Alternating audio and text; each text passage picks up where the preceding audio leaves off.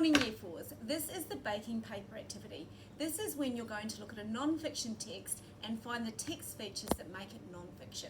So you can either choose to go onto our Weebly page and download the Africa non-fiction text, or you can find a text at home that is non-fiction features, no problem.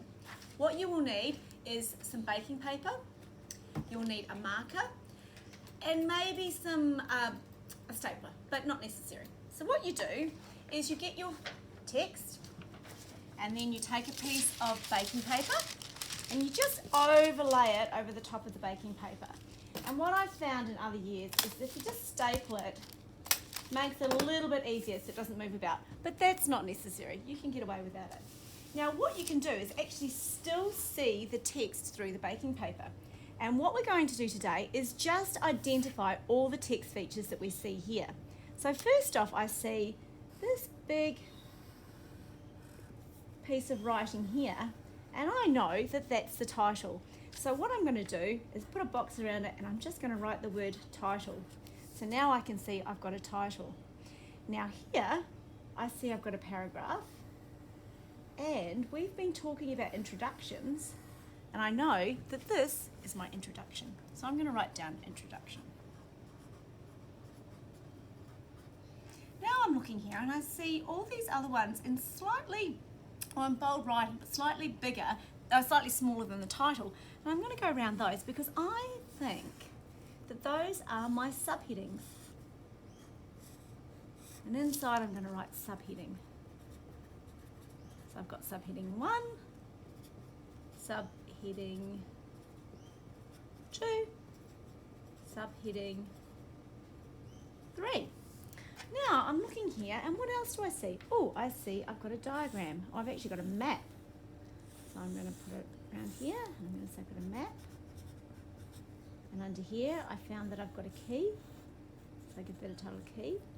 Then on the side here, I've got another box. I'm just going to have a little look underneath.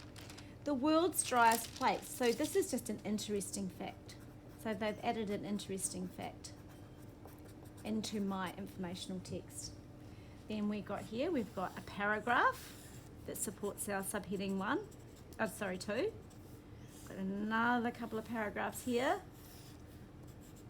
for our subheading 3. If I go back up here, got one there, a paragraph for subheading 1.